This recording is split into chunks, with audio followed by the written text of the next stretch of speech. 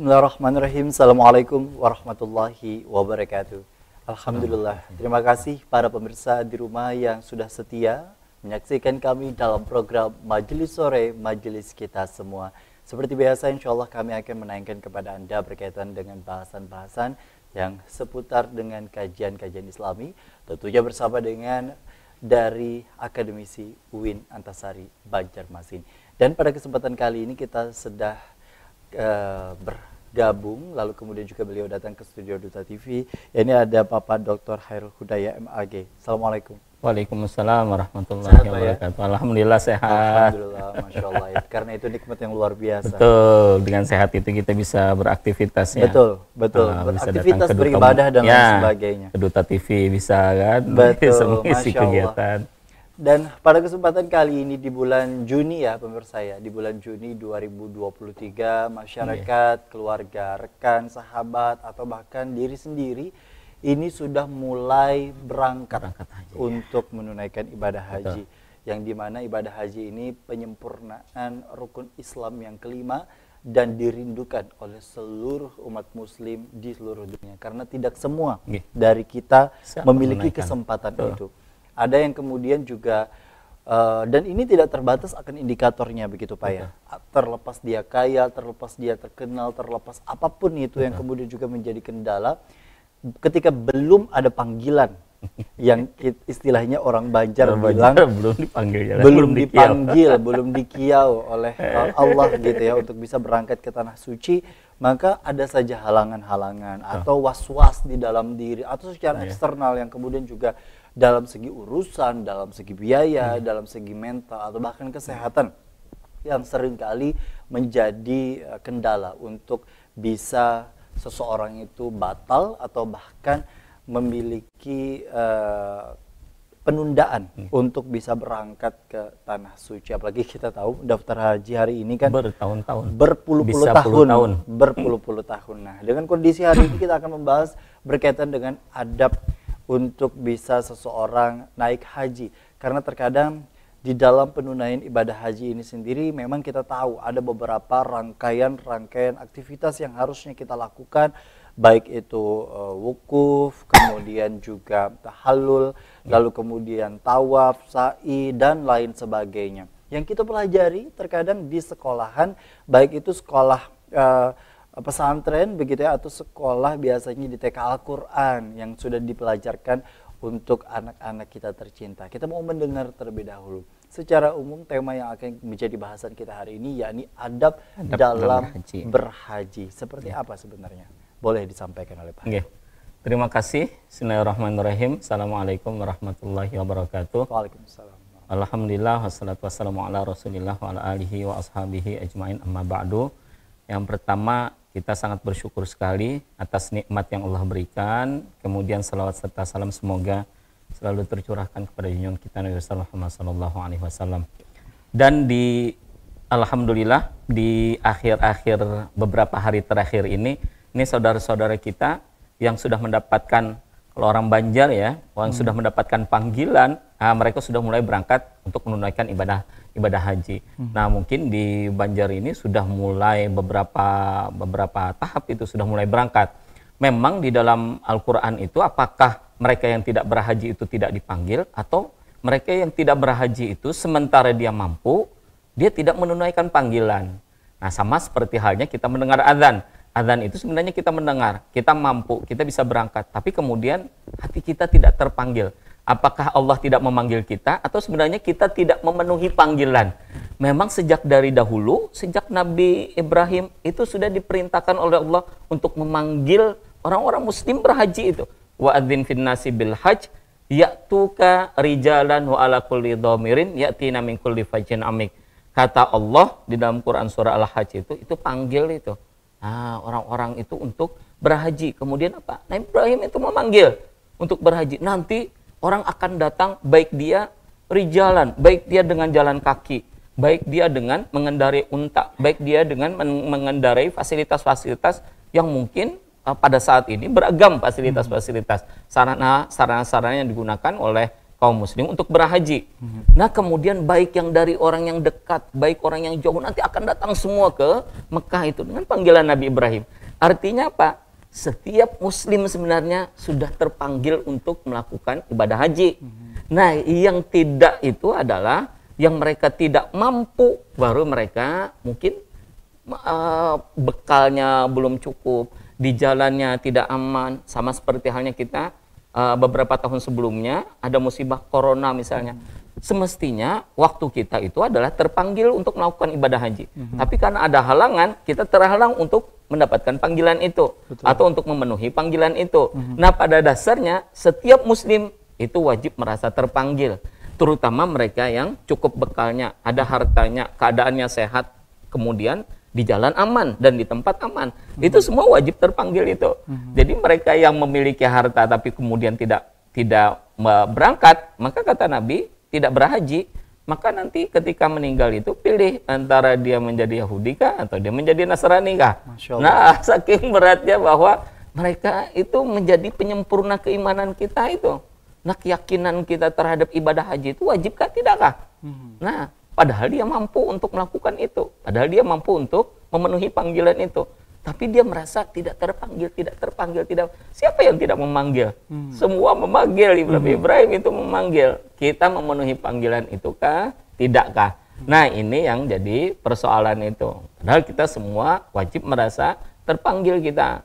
Nah apalagi yang saat-saat ini itu memang ibadah haji itu berat ya, berat itu lama waktunya, biayanya mahal, diperlukan kesehatan fisik yang mungkin harus sehat betul-betul, prima betul, karena melakukan ibadah haji selama mungkin beberapa hari nanti di situ 40 hari kan mungkin bagi haji yang plus mungkin agak lebih sedikit waktunya. Tapi yang jelas itu tetap diperlukan fisik yang kuat.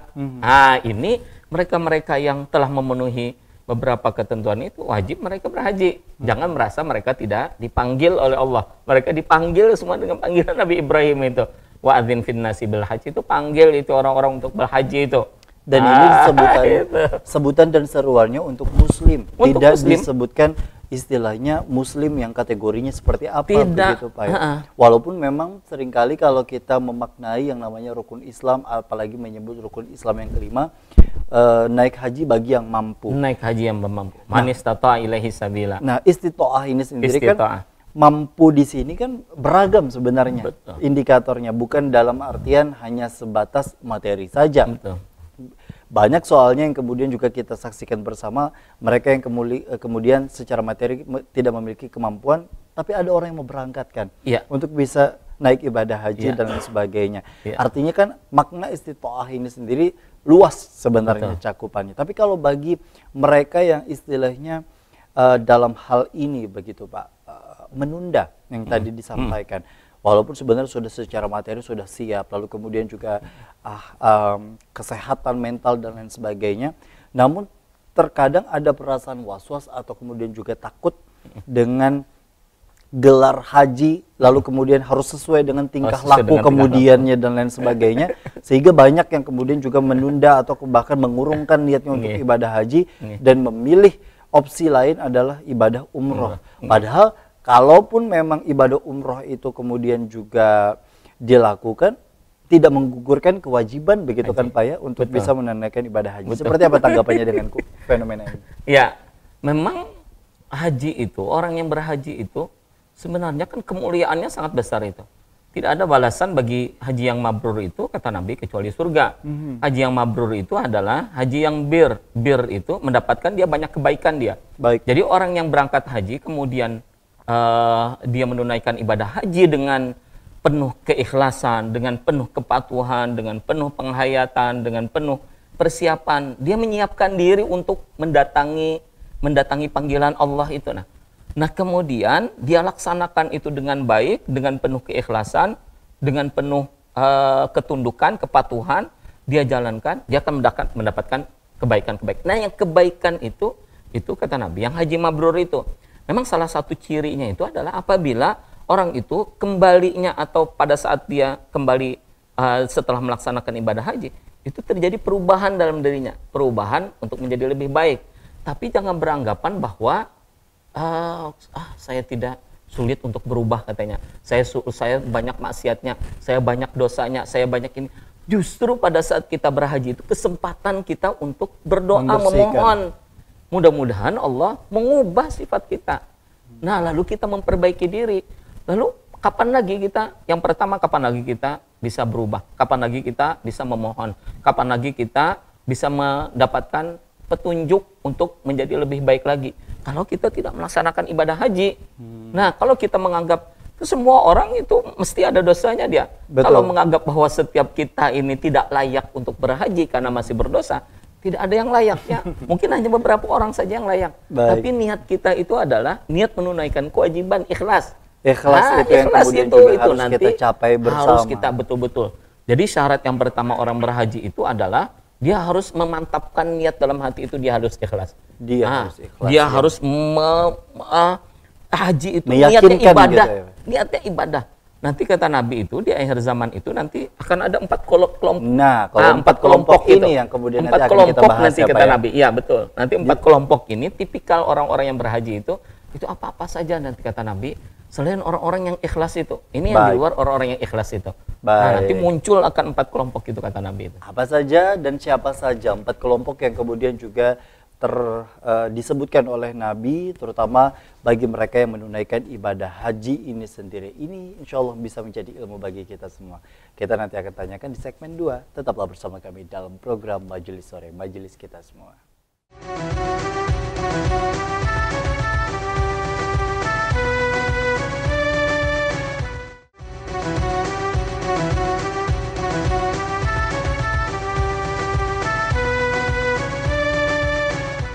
Terima kasih Anda masih bersama kami dalam program Majelis Sore, Majelis Kita Semua. Disebutkan oleh Rasulullah SAW yang tadi disampaikan oleh Pak Hairul, ada 4 kelompok ternyata di akhirat nanti, begitu Pak ya? Di akhir zaman nanti di akhir akan zaman muncul, nanti akan muncul 4 kategori, 4 kelompok itu. 4 kelompok yang kemudian juga dengan berbagai klasifikasinya bagi mereka yang melaksanakan ibadah haji selama masa dunia saat ini.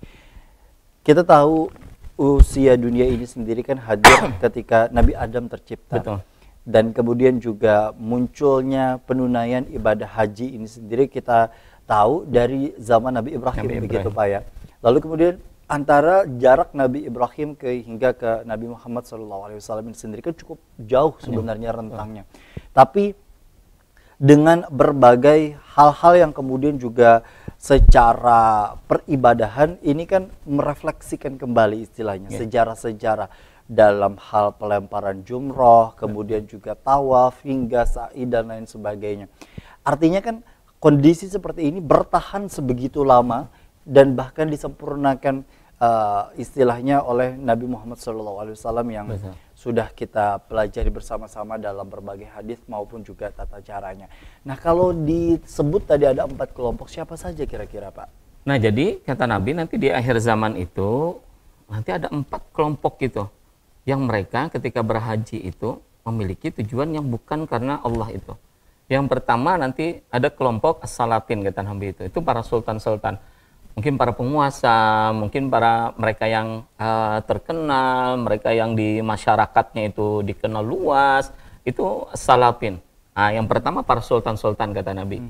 Kelompok yang pertama itu. Kemudian yang kedua itu adalah kelompok para tujar kata Nabi. Kelompok para pebisnis, para pengusaha. Nah, kemudian yang ketiga itu al-masakin, jadi disebutkan juga orang-orang miskin itu masuk kelompok yang ini juga nanti. Nah, kemudian yang keempat itu adalah al-qurra kata Nabi, orang yang pandai bacaan-bacaannya bagus itu. Nah, nanti mereka tujuannya berhaji itu bukan tujuannya karena Allah itu. Maka diingatkan kita bahwa berhaji dari itu, 4 ini apakah semuanya atau semuanya? Yang pertama mungkin salah satunya bisa masuk kita ya. Yang pertama itu as-salatin kata Nabi. Orang yang itu penguasa, dia di satu daerah, satu tempat, orang dia terkenal, orang dia di masyarakat mungkin di daerahnya di sanjung-sanjung, itu ketika berhaji, maka kadang-kadang tujuannya itu linuzah, untuk pamer, untuk bangga, untuk biar menaikkan ratingnya mungkin ya, untuk dia. Nah, tujuannya berhaji itu apa? Apa tujuan berhaji? Bukan untuk ibadah, bukan untuk ikhlas betul-betul. Dia tutup semua akses untuk orang itu melihat kegiatan-kegiatan dia ibadah. Nah, dia hanya memfokuskan diri pada saat dia datang ke haram, ke tanah haram, dia niatkan bahwa kedatangan di sini memenuhi panggilan Allah untuk ibadah, tidak untuk berbangga-bangga, tidak untuk pamer, tidak untuk mengangkat derajatnya, tidak untuk apa-apa, karena Allah. Tapi nanti ada kata Nabi, yang orang berhaji itu dari para sultan, dari para penguasa-penguasa. Itu untuk apa? Untuk tujuannya linuza, untuk berbangga, untuk biar dilihat, untuk biar dia menguatkan posisinya, untuk ini segala macam. Nah, ini para penguasa-penguasa kata Nabi.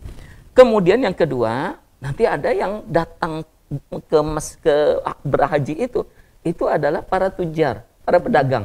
Okay. Nah, yang para pedagang ini apa? Pikirannya adalah untuk berdagang, untuk bisnis. Nah, karena di kampung membawa apa? Karena dijual di sana yang itu mahal harganya. Nah, lalu apa? Lalu ketika datang ke berhaji, datang ke Masjidil Haram, itu bukan untuk fokus kepada ibadah. Tapi apa? Tapi dicari, nah untuk ini, untuk ini, untuk ini, untuk ini. Jadi kadang memenuhi panggilan sepenuh hati itu. Jadi kadang memenuhi panggilan sepenuh hati itu untuk ibadah. Tapi apa? Untuk bisnis, untuk berdagang itu. Nah, tujuannya itu adalah untuk itu. Meskipun berdagang itu dalam sudah ibadah haji, sudah kita menaikkan ini segala macam, sudah kita itu tidak dilarang. Tapi itu akan menyibukkan kita dari beribadah. Nah, coba bayangkan kalau kita kuliah kemudian sambil berdagang. Adalah perdagangan itu tidak menyibukkan kita dari aktivitas kita yang utama, misalnya kita kuliah.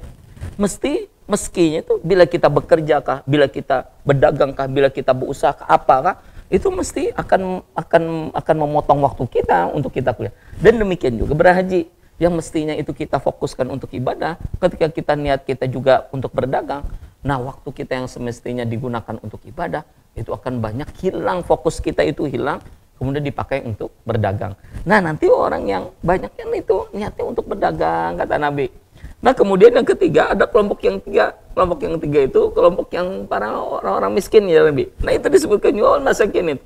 Orang-orang miskin itu niatnya apa? Niatnya adalah untuk meminta, memohon dunia. Nah, ya Allah sugihkan, ya Allah mudahkan usaha, ya Allah lancarkan ini, ya Allah berikan jodoh, ya Allah ini. Untuk yang dunia aja Nabi. Nah, itu yang apa? Yang orang-orang miskin. Ya Allah lancarkan usaha, ya Allah mudahkan usaha, ya Allah berikan banyak duit, ya Allah berikan. Tapi lupa dengan doa akhiratnya ini. Kenapa? Karena datang dari kalangan orang-orang yang susah, orang miskin. Nah, lalu apa? Lalu niat datang ke situ itu untuk biar rezekinya lancar, biar rezekinya mudah, biar ini. Nah, itu yang masakin. Kemudian ada yang keempat, kata Nabi, yang kurang. Yang kurang itu bacaannya bagus, ininya bagus, segala macam. Lalu apa? Lalu datang ke sana, biar mereka itu didengar di sum'ah. Biar mereka itu didengar, nanti ada dia mengaji di situ. Mungkin dia bikin YouTube, mungkin dia kemudian di Masjidil Haram, ke depan Ka'bah, atau di pelatarannya atau segala macam. Kemudian dia mengeluarkan suara bagusnya biar didengar oleh orang lain. Nah, artinya niat datang itu semua keduniaan kata Nabi. Niat itu keduniaan itu. Nah, termasuk yang disinggung oleh Al-Ghazali itu adalah orang yang mereka yang menghajikan orang lain, tapi niatnya haji itu adalah untuk mencari duit itu.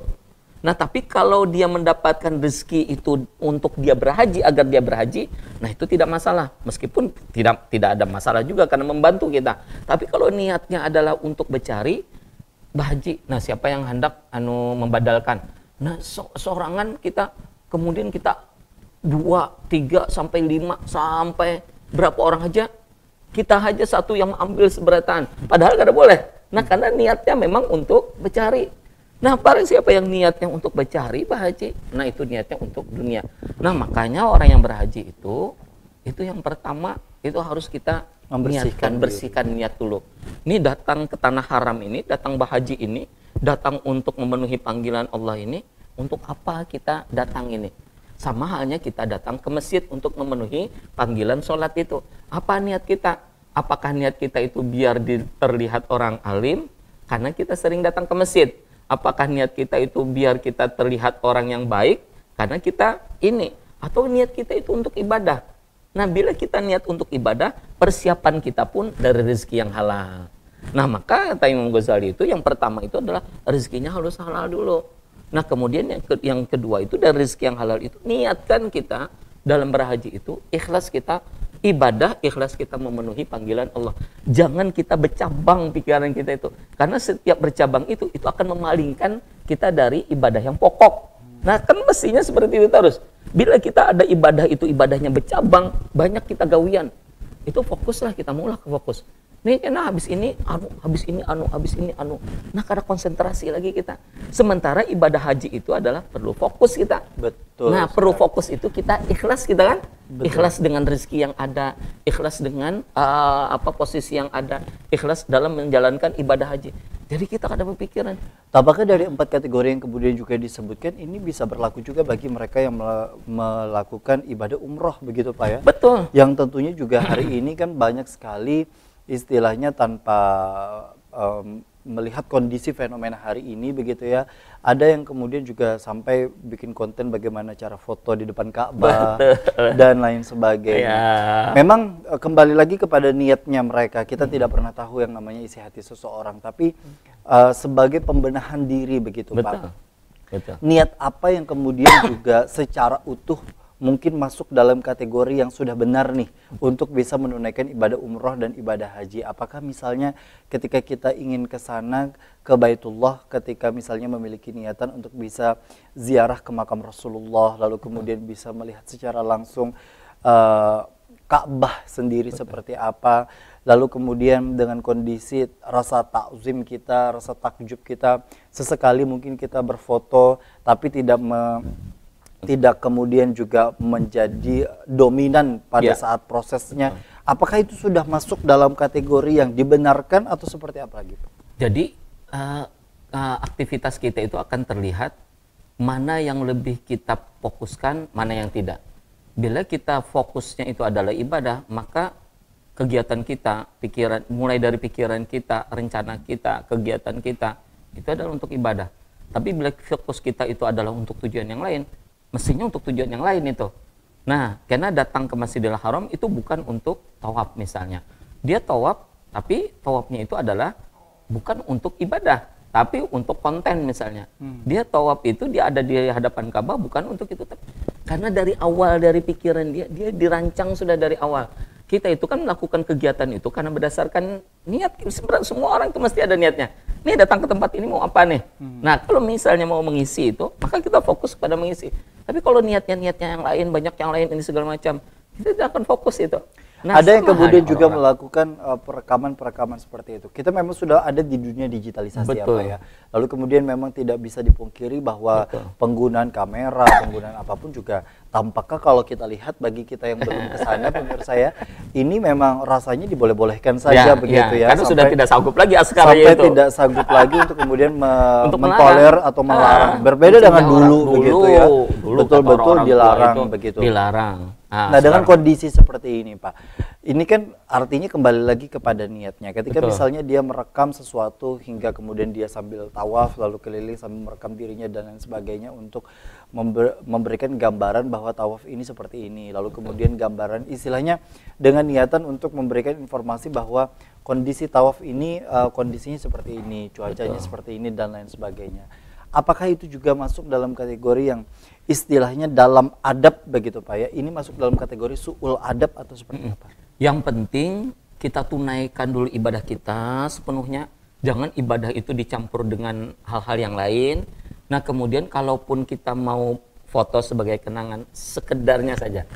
Nah, jadi sekedarnya saja, itu tidak menjadi fokus utama kita. Beda dengan kalau itu menjadi fokus utama kita. Kalau fokus utama kita apa? Lalu dari awal pun kita sudah foto-foto. Di dalam pada saat pelaksanaan ibadah kita juga foto-foto. Kemudian kita miss call dengan ini, dengan kawan, dengan ini segala macam. Lalu apa? Lalu fokus kita itu bukan fokus untuk ibadah. Tapi fokus kita itu adalah fokus yang lain. Dan apa yang disampaikan oleh Pak Hairul ini pun juga bukan semata-mata opini, tapi Rasulullah langsung begitu Pak. Betul, karena pembagian dan kata Nabi nanti di akhir zaman itu orang macam-macam lihat orang ibadah. Melihat dalam situasi kondisi hari ini, Rasul menyebut akhir zaman. Apakah dari 4 kategori ini sudah ya, kalau kita lihat terkaca semua? Ya, kalau kita lihat mungkin sudah muncul itu. Banyak orang yang niatnya itu mungkin macam-macam nanti kan. Kalau kita hadir langsung di hadapan Ka'bah, kalau kita lihat bagaimana perilaku mereka, termasuk kan para ulama-ulama Saudi kemudian mengkritik mereka-mereka yang suka selfie di depan Ka'bah, itu kan sering kita dengar itulah. Harusnya itu bisa menjadi gambaran betul, kita, Pak, ya? Artinya kan bahwa sebenarnya mereka mengingatkan kita, buat apa datang jauh-jauh? Buat apa mahal-mahal biayanya? Buat apa nunggu lama-lama? Kalau toh ternyata begitu datang, itu tidak fokus kita untuk ibadah. Nah, lalu apa yang dicari? Lalu apa yang diniatkan? Lalu apa yang dimaksud? Dan kemudian para ulama yang kemudian juga kita dengar hari ini di berbagai ceramahnya di Arab Saudi itu menyebut, intinya itu bisa menjadi muhasabah untuk diri kita masing-masing, Pak, ya. Terlepas apapun yang kemudian juga menjadi perkembangan atau kemudian orang lain melakukan hal itu dengan niatnya masing-masing, kita tidak bisa mengontrol untuk orang lain, tapi paling tidak ini bisa menjadi kontrol untuk diri kita. Dan bukan berarti juga bagi mereka yang melakukan perekaman dan lain sebagainya, kita bisa mudah untuk menyebut itu masuk dalam kategori haji yang tidak diterima atau tidak, karena sekali lagi yang menentukan diterima atau tidaknya itu hanya Allah, begitu Pak, ya, yang tentunya juga menjadi bagian dalam diri kita. Fokus dalam peribadahan itu yang menjadi kunci utama. Nah, di segmen berikutnya nanti kita akan tanyakan sejauh mana sebenarnya peranan untuk adab-adab dalam ibadah berhaji. Kita tahu ada beberapa rangkaian, salah satunya tahallul dan kemudian juga hal-hal lainnya. Tapi kalau kita lihat ada yang kemudian juga sampai membotakkan rambutnya, ada yang bahkan juga gondrong begitu ya. Ada yang kemudian juga masih beberapa muslim-muslim di dunia yang kemudian menggunakan tato dan lain sebagainya. Apakah ada kemudian hal-hal yang harus dipenuhi untuk kita belajar kembali ya secara basicnya mungkin seperti apa sebenarnya untuk orang menunaikan ibadah haji itu sendiri dengan berbagai rangkaian yang ada di dalamnya. Kita kembali usai jeda, tetaplah bersama kami dalam program Majelis Sore, Majelis Kita Semua.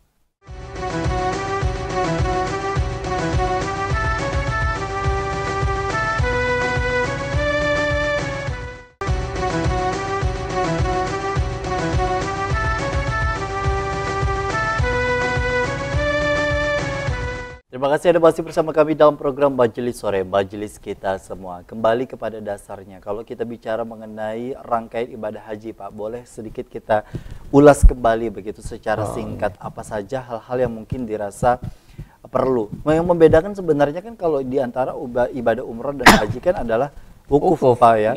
Nah, kalau orang yang kemudian juga masyarakat hari ini perlu memahami makna wukuf atau arti wukuf itu sendiri, aktivitasnya itu ngapain sih, Pak? Ini kan wukuf itu kan berhenti ya, wukuf di Arafah itu artinya orang yang di situ yang diamalkan itu apa? Berzikir. Orang mendengarkan nasihat-nasihat khutbah wukuf itu. Nah, kemudian banyak-banyak mengingat Allah di situ. Banyak-banyak bahwa kita bertobat, kita beristighfar di situ, kita beribadah di situ. Nah, ini amalan-amalan yang mulia itu pada saat kita wukuf di Arafah itu bagi orang yang berhaji ya. Nanti yang mereka-mereka yang ada di daerah mereka berpuasa, mereka kan itu amalan-amalan yang doa-doa yang dikabulkan pada saat itu kita menyadari diri kita itu berhenti sebentar di tengah kesibukan yang begitu banyak, mungkin di tengah begitu banyak cobaan. Betul. Kita merenungkan bagi diri kita itu. Nah, hakikat kita itu, kita dari mana, kemudian kemana kita, mau apa kita di dunia ini, nah kemudian untuk apa kita di dunia ini, kenapa Allah ciptakan kita, mungkin kita wukuf itu perenungan kita ya, merenung kita, mungkin kalau kita paham muhasabah, kalau kita paham mungkin orang yang khutbah wukuf itu mungkin kita nasihat-nasihat itu kan paham itu.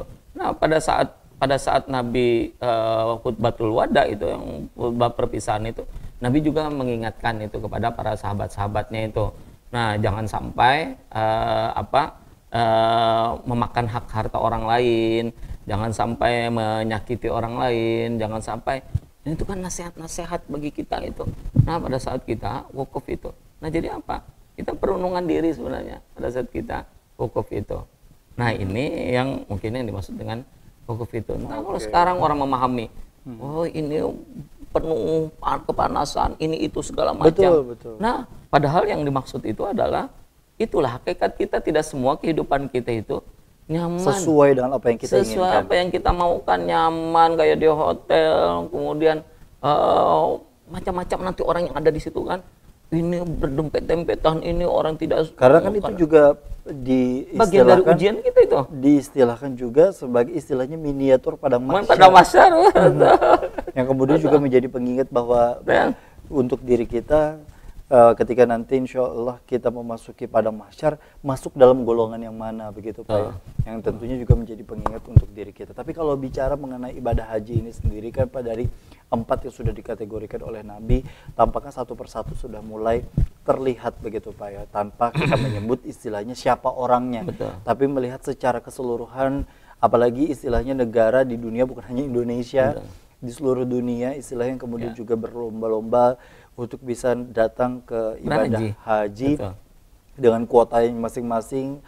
Dengan kondisi seperti itu, sebenarnya sejauh mana kita memantapkan diri untuk bisa menyiapkan mental atau kemudian juga menyiapkan kondisi sebelum dan sesudah, karena terkadang persiapan yang dilakukan oleh orang lain kebanyakannya sebelum begitu Pak.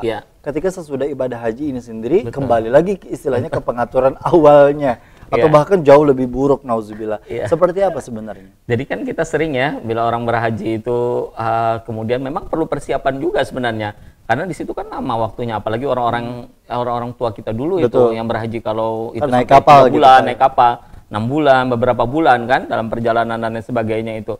Jadi perlu persiapannya memang perlu banyak. Tapi kata Imam Al-Ghazali, persiapan itu jangan terlalu berlebihan.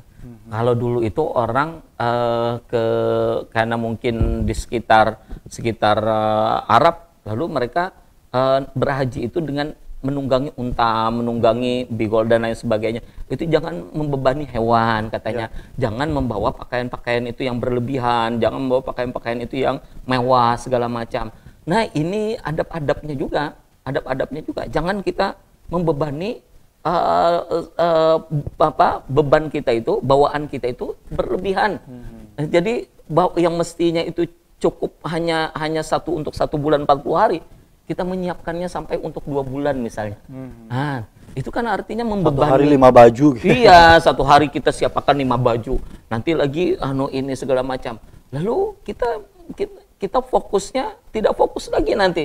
Fokusnya hanya fokus itu. Lalu kita bawa makanan ini, makanan itu, nanti di situ masak kita, nanti di situ ini segala macam. Jadi acaranya sama kayak acara di rumah, acara di kampung. Nanti sibuk belanja, sibuk ini, sibuk segala macam lah. Nah, artinya memang dalam berhaji itu kita harus sesederhana mungkin. Makanya orang berhaji itu juga kata Imam Al-Ghazali itu penampilannya pun ash akbar, yang kayak di hadis Nabi orang musafir itu. Jadi modelnya tidak teratur, tidak karena perjalanan jauh, dia menampakkan ketundukannya, dia menampakkan kelemahan kita sebagai manusia datang ke tanah haram. Kita menempatkan posisi kita sebagai orang yang miskin, orang yang lemah. Jadi orang yang lemah datang ke Masjidil Haram menghadap Allah kita.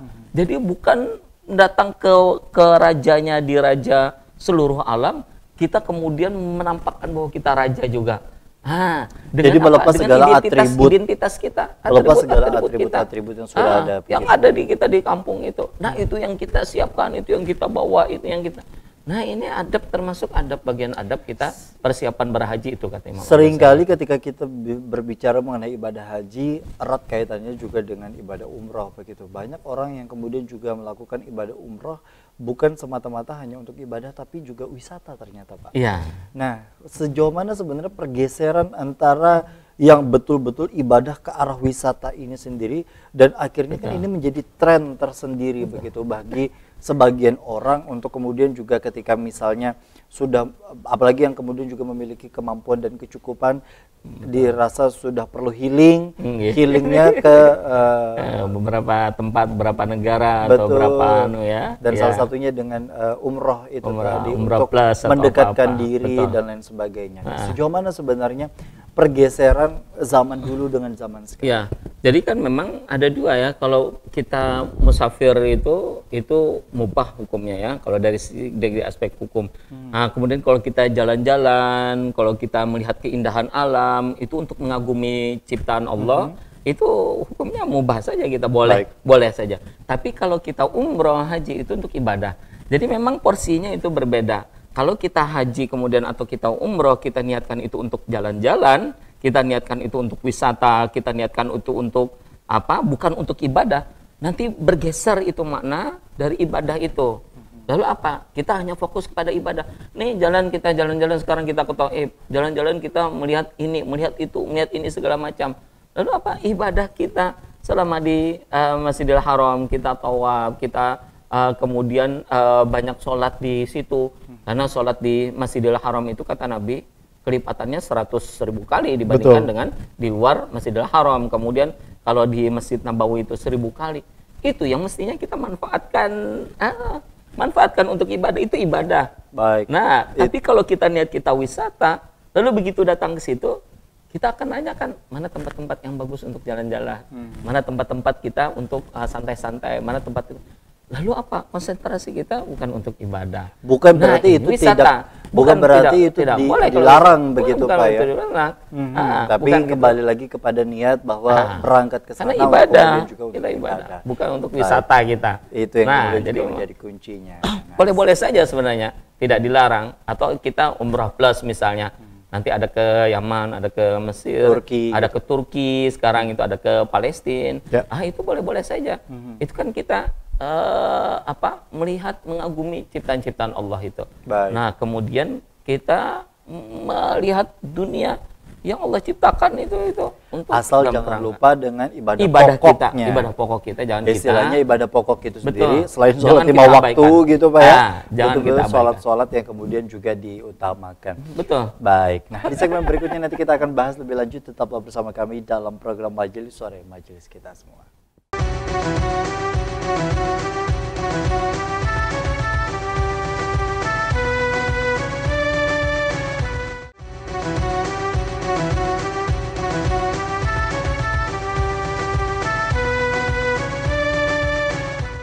Terima kasih Anda masih bersama kami dalam program Majelis Sore, Majelis Kita Semua. Nah, ketika kita memahami adab dalam berhaji, tentu insya Allah menjadi persiapan untuk kita sebelum melangsungkan ibadah haji.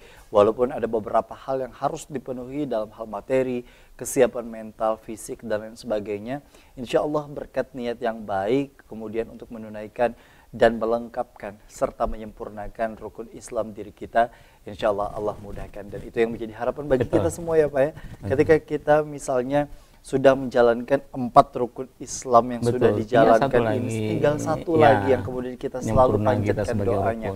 Bukan hanya istilahnya berkesempatan untuk ke Tanah Suci, karena ke Tanah Suci hari ini bukan tidak mungkin ada jalur opsi untuk umroh begitu Pak ya, tapi menunaikan ibadah haji kan betul-betul